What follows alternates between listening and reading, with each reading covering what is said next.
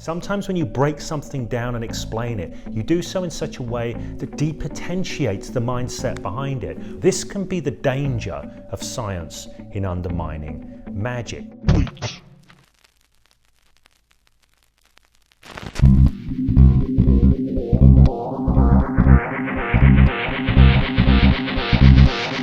Hi there, this is James Tripp with a video for James Tripp Chaos Wave. We are looking at scientific truth versus magical truth, especially as it relates to the law of attraction.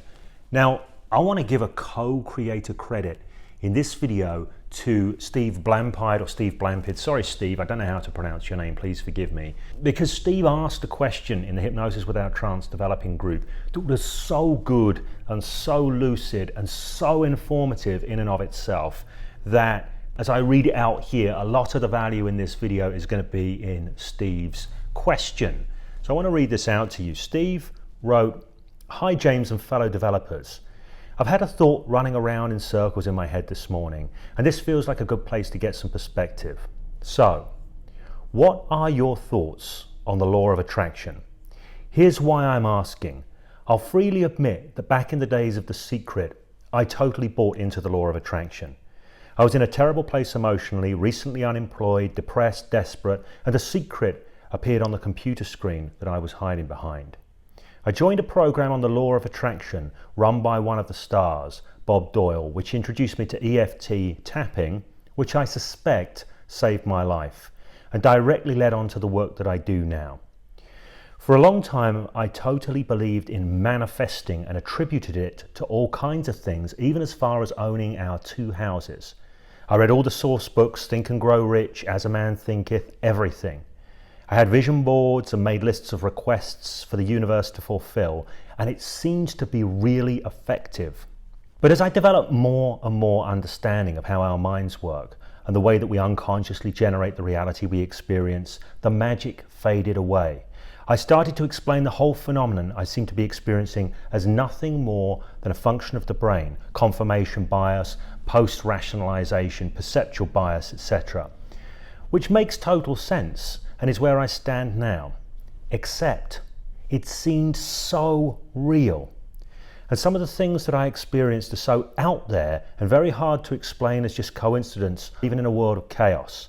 It's very tempting to just slip back into magical thinking. What are your thoughts? So this is an absolutely fantastic question, one that I am thrilled and delighted to get at this point because it touches on something that really is at the heart of my work more and more these days. And it is how magical thinking sometimes serves us in highly profound ways that scientific thinking, which is equally valuable, doesn't. Because magic and science are different domains that work in different ways and are about very different things. This is an important thing to realize because a lot of people see magic and science as in conflict. Like magic is just a wrong way of looking at the world and science is a right way of looking at the world. But what we've actually got with magic and science is different ways of looking at the world for very different purposes. And there is no reason that they need to contradict each other or cancel each other out. I want to quickly add here that I have a series of videos coming up that will explore this topic in a few different ways more deeply with the phenomenal Lionel Snell, aka Ramsey Dukes. Those will be coming soon, so keep your eye out for those if you are interested in this topic. So let's look at this. Let's look at these 2 domains for a moment, magic and science. So first of all, science. Let's look at science first. The aim of science is to uncover truth. That's what it is. The operating paradigm of science is the truth is out there and we're going to find out what it is. Often science recognizes the limits of our senses and sense making. So it uses instruments and tools and experiments and ways of thinking, utilizing logic, analytical techniques, data analysis to try and get beyond the limitations of our senses and our experience, to try and get to the truth about how the world works. That's the aim of science, and it is a glorious and wonderful thing. In terms of the application of science, well, a lot of application comes out of that. We build a lot of useful technology from things that science has discovered. And due to the success of science, due to its repeated victories due to how generative it appears to be, it's become the dominant paradigm. We see it as the right way, the correct way, and we tend to try and put more and more things into that, you see. More and more aspects of life we try to have subsumed by the paradigm of science. So that's what science is about, digging below the surface into the truth of the universe, and it does have pragmatic application. Magic, on the other hand, which I'm going to include the law of attraction or any kind of magical stuff, magical thinking, it's not about that. It's not about truth. It's never been about truth. It's about technology. It's about personal technology. It's about making differences in the world. It's about making stuff happen. An entirely different paradigm. So, in a sense, it's about craft. Craft is a big aspect of magic. How do you engage in such a way that you create the results that you want? Now, for me, there is mundane craft and there is magical craft. So mundane craft is making a cup of tea. We know it's a linear sequence. If we do this and we do this, there's nothing especially magical about it. It just kind of happens. Magical craft dances with the chaotic, the non-linear, the unknown unknowns, all of this kind of stuff in an elegant way to produce results that we were kind of heading for, but we couldn't quite predict would come out that way. It's much more of the process is part of the result, and all of this is a lot of interesting feedback loops. It's not an easy thing to define magic. We all recognize it when we see it, even metaphorically speaking. You see a basketball player, for example, doing some insane stuff, maybe a street ball guy, and you go, wow, that was magic. Everybody gets it. There was a high level of craft, and the results that were produced were beyond the ordinary, beyond what would necessarily make sense. And there are other forms of magic out there in life, some of them dressed up as psychology, some of them psychological systems, pseudo-psychological systems like NLP, whatever. There's things like the law of attraction, there's hypnosis. These are all magical systems about engaging in a certain way to create extraordinary results that aren't necessarily trackable in a linear way. This is a different kind of craft. Now, one of the things that is key in magic, there's an idea, let's pull it out. There's an idea in the old law of attraction stuff about vibration. You attract whatever is vibrating at the same level of you. Let's just take this as a metaphor for a bit.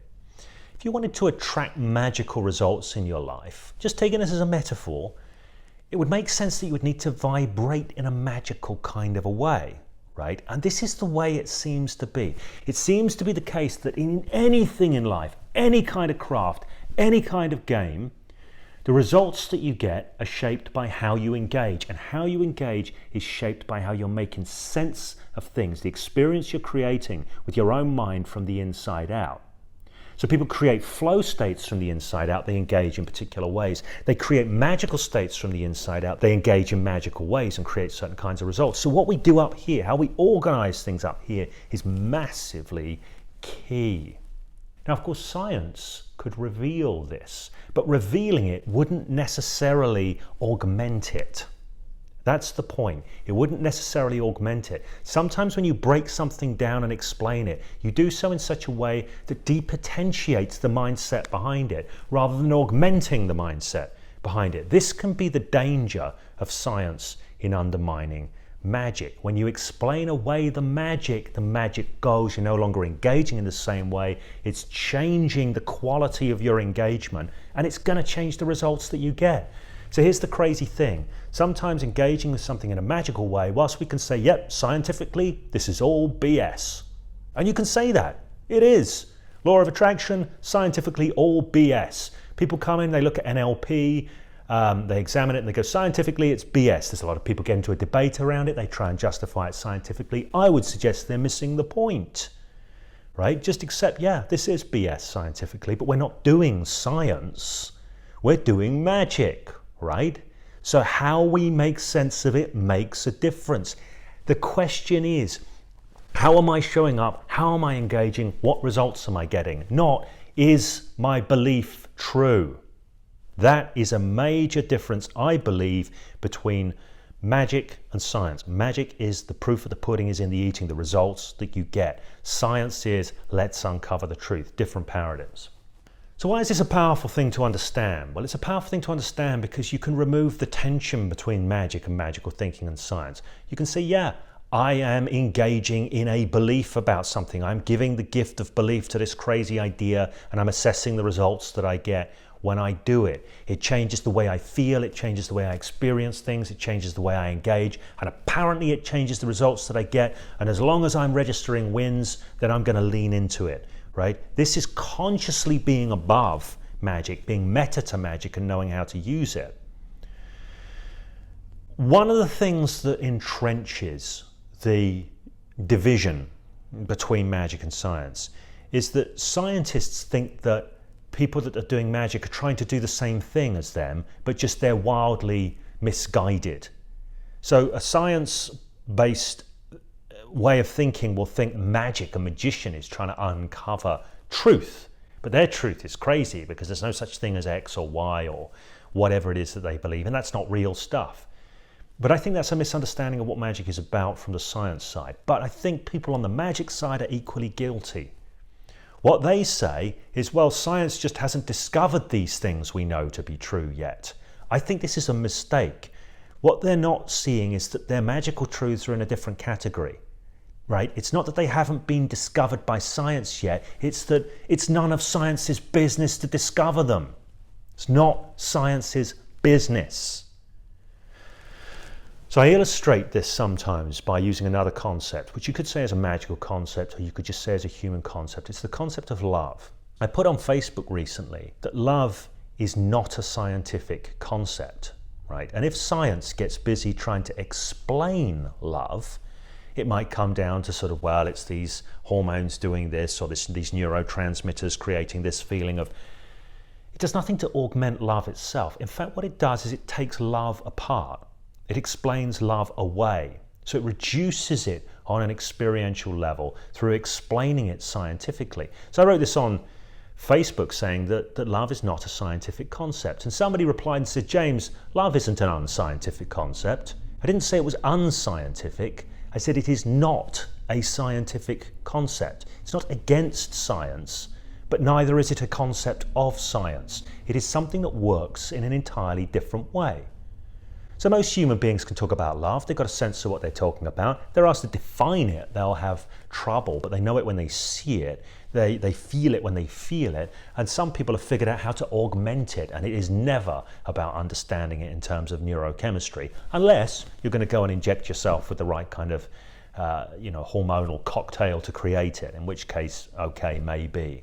But in terms of shaping how you think about it as to whether it augments the experience or diminishes the experience, science hasn't got much to say, right? Because it's not part of its realm. So there's a lot of concepts like this that exist in the world of magic. So I come from a kind of Taoist background and Chinese internal martial arts. A lot of talk about qi in that area. And I think qi works as a magical concept and in the same kind of way that love does. People that experience it and work with it and all of these things, it's quite tangible, just like love is quite tangible. Somebody could say, I'm in love, I know it now, right? Because of what they experience. Somebody could say, well, I'm connecting my qi through these channels, and they know the experience. It's a meaningful thing for them to say. Of course, scientifically, it probably isn't true. But people who work with that magical concept, they fall for the trick as well of thinking that there's something yet to be discovered by science. There isn't. Science could explain away that in different scientific terms, but in explaining it away, they would destroy it as a working concept within the context of that craft, right? So this, I know this is like out there for most people. And maybe only a small number of people watching this video are going to get this. I understand that fully. I'm not offering this to you as a simple technique. This is a significant understanding in the use of your mind to shape your life, as is the slogan of this channel. When you get this, you start to be able to operate and use it as a principle for being able to plug in a whole array of mind tech that might otherwise seem to contradict itself, but you become the user of it. Because no mind tech contradicts itself. No way of seeing things contradicts another. Any more than enjoying having a bath is in contradiction to enjoying going out with your friends. All right, you might not be able to do them at the same time, But it's not that they contradict each other. Here you can have a bath, there you can go out with your friends, here you can think scientifically, here you can engage magically. There is no contradiction. But I think the people who are defensive about their magical stuff from the perspective of, no, it really is true. It really is scientifically true, just the scientists haven't caught up yet. I think they're doing themselves a disservice. I think what they've got is none of science's business. There's nothing to be discovered because it's a different domain, and it's fine for it to be a different domain. It's fine to say, this belief that I am holding right now, this belief I am immersing myself in to shape my experience and transform my results, yes, scientifically, it's bollocks. And that is entirely irrelevant because I'm using it and I'm getting results with it and it rocks. Anyways, what I'm sharing here is rich stuff and I hope that you get some value from it. If you do, obviously like the video, and if you want more stuff on using your mind to shape your life, do all of that kind of stuff as well. I'm going to talk about this more in the future because what I'm talking about here is key to my approach to utilizing mind tech. I call it generative meta-noetics. I'm going to do another video at some point explaining what that means, generative meta-noetics. But it's basically the ability to go above belief structures and ways of engaging and utilize them rather than being caught up inside of them, which means you can make use of multiple what on the surface appear to be contradictory positions at different times in order to get the kind of magical results that you want to get in life. So I'm going to do some more videos on that at some point. And a lot of people are going to look at me and go, James, what the hell are you talking about? And some people are going to go, my God, this is gold. So we'll see how that one unfolds. Anyways, if you have any questions about this video, there's a comment section below. Again, like the video, subscribe to the channel if you want more goodness like this. Until the conversation continues, as always, keep on using your mind to shape your life.